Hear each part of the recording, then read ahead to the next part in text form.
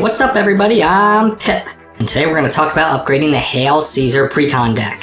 I'm going to give you 10, 20, 50, and $100 options for this deck. Let's talk about my philosophy surrounding Commander first before we dive in. I like to build fun, interactive decks that don't try and combo off, and that have very few tutors in them. I'm looking for fun, interactive games that we still end up winning. You can find all the deck lists in the description below. They're over on Moxfield, which is a great site for building decks. You can pretty easily add them all to your cart directly from the website. Check them out! So our commander for this deck is going to be Caesar, Legion's Emperor. He's looking for you to get a bunch of creatures on the board, a lot of which you don't really care too much about.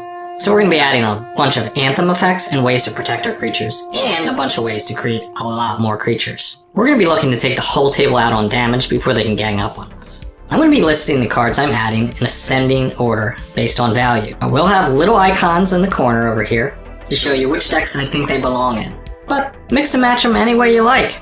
Alright, let's dive in. First up, we have Rootborn Defenses. This card's going to protect your whole board and add to it. Pretty sweet for less than 20 cents. Next up is another card to protect our board. This can be used to protect our whole board or pump the team and try and finish somebody off. Citizen's Crowbar. This card looks a little weak on face value, but for 2 mana, we're basically creating a creature, which is part of our game plan, and giving us a way to deal with any pesky enchantment artifacts, which we don't have anywhere else in the deck. Basically a body, equipment, and removal for just 2 mana. Not too exciting, but not too shabby. Commander Sphere. This is kind of a subpar card, but we're going to add a few extra rock to keep pace with the other decks, and we do have a bunch of X spells and mana sinks. Sacred Mesa. This is a card I really enjoy. This is one of the mana sinks I was talking about earlier.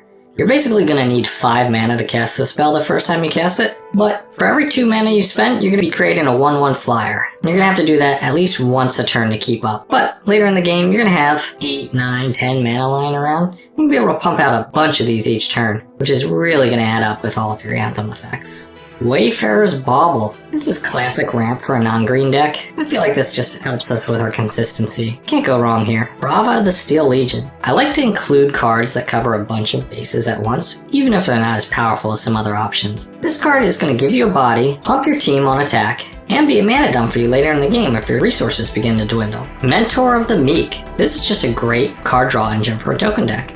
I would recommend. Leonin Sun Standard. This is a cool old card. Does nothing for 2 mana. Later in the game when you have 8 or 10 mana lying around, this can end somebody real quick. 3 Blind Mice. Chapter 1 you're creating a 1/1 mouse token, and then chapter 2 and 3 you're copying your best tokens. And then on chapter 4 you're pumping the team and giving them vigilance. Born of Valhalla. Like I said earlier, I like cards that cover a couple bases. This is a great late game mana dump, creating X creatures, and it's also going to pump a creature to a huge size. Invasion of Tolvada.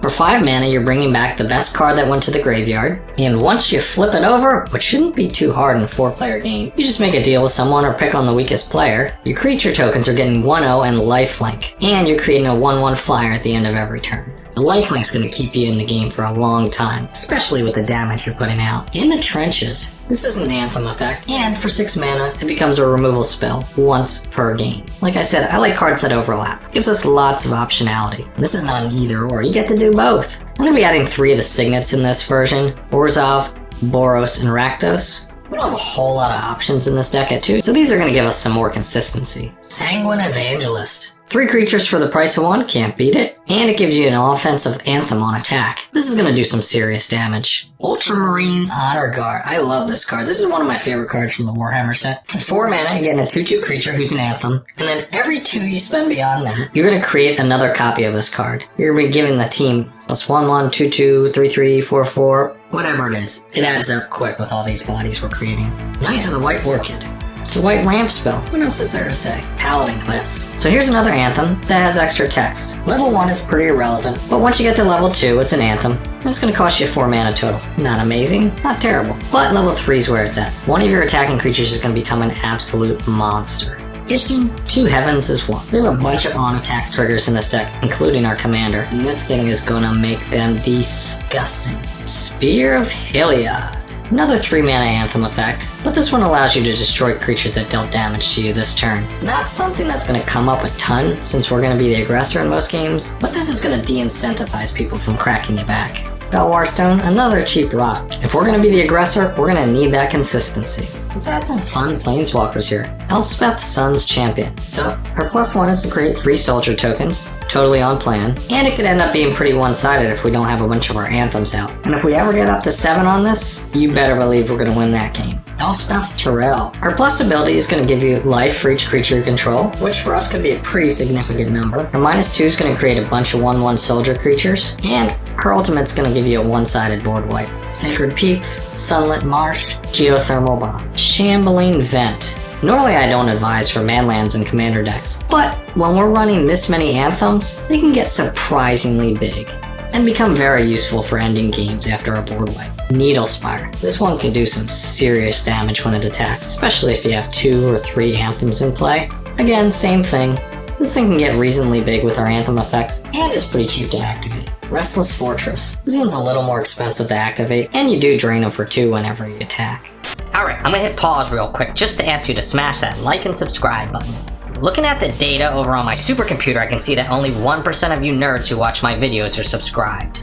Now, I'm gonna have to sell my kidneys if I don't get about, 32% of you guys to subscribe to my channel. Alright, back to the video. Here's where we start talking about some of the stuff in my $20 version. Taste of Karlov. So for starters, she's going to double trigger our commander's ability, but she's also going to give all of our tokens Vigilance and Lifelink, which is going to allow us to be aggressive and leave up our defenses. Nimbakal, 1000th Moon. This thing is going to create an ungodly amount of gnome tokens, which synergizes with everything else we're trying to do.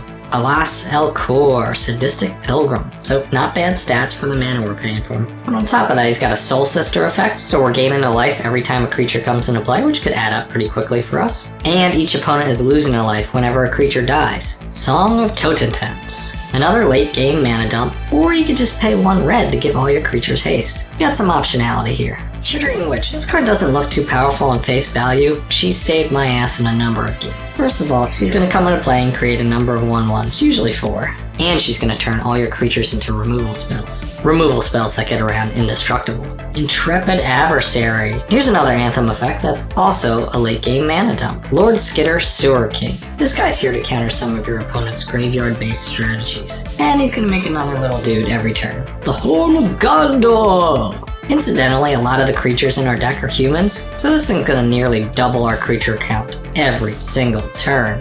Yuck! Krenko Tin Street Kingpin. This thing is a little slow if we weren't playing a boatload of Anthem effects. I'd imagine every time we attack with this, we're gonna get 3, 4, 5, maybe even 6 goblins. 1000 Moon Smithy. We are going so wide in this deck, I don't see flipping this being an issue at all. And once it's flipped, we're gonna be spitting out huge creatures every single turn.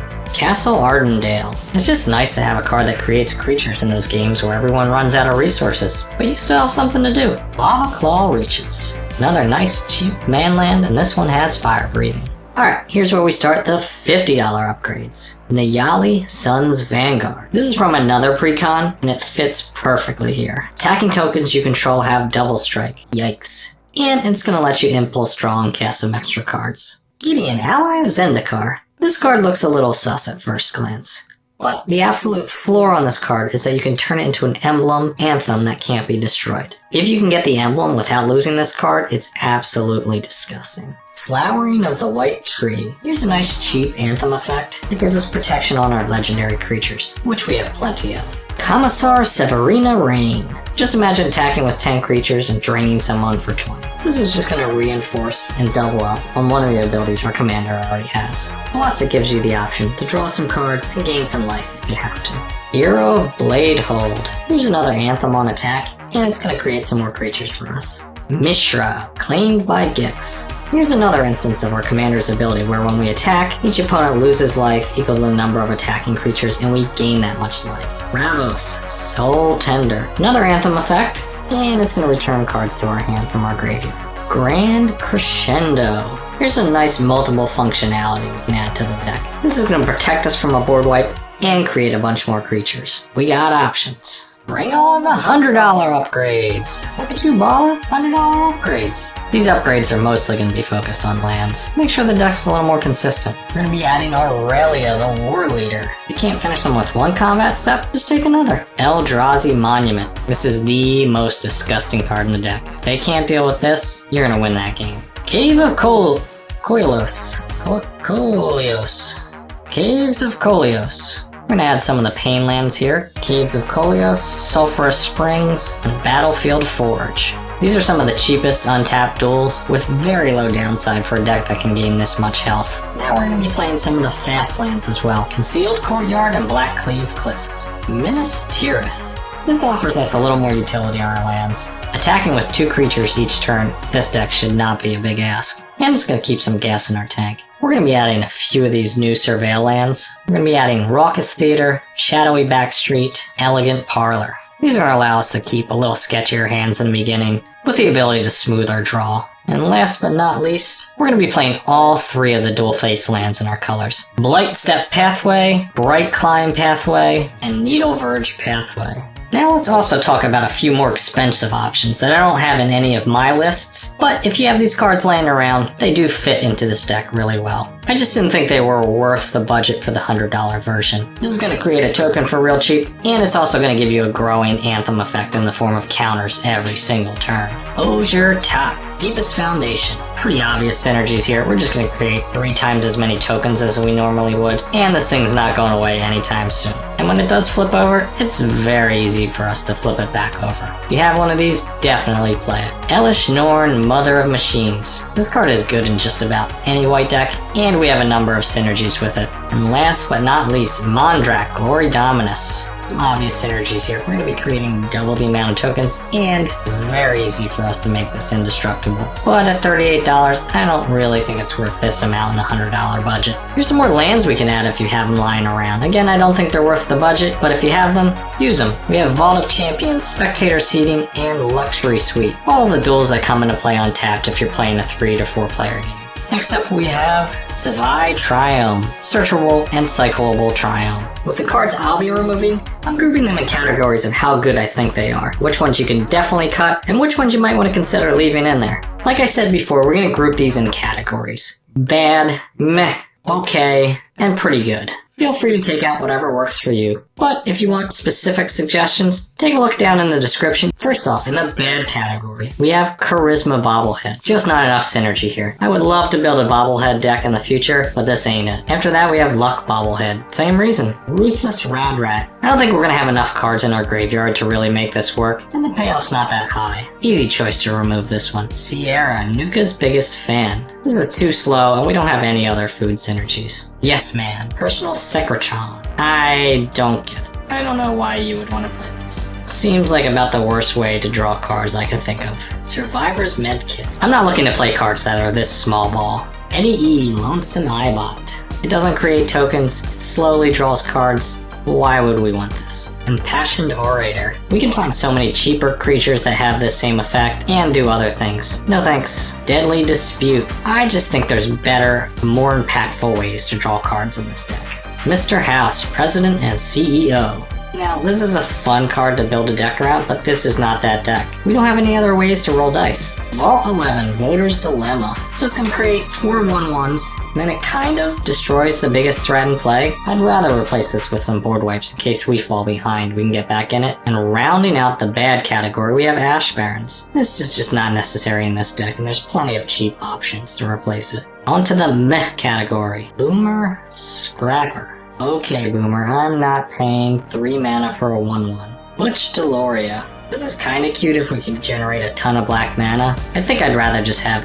any Anthem effect. Craig Boone, Novak Guard. I like that this is both removal and a creature on the same card, but I think there's better options here. Desdemona, Freedom's Edge. The recursion is nice, but it's kind of a steep price to pay. General's Enforcer. I do like that this protects a number of the creatures in our deck, but I think I'd rather have some of these abilities at instant speed.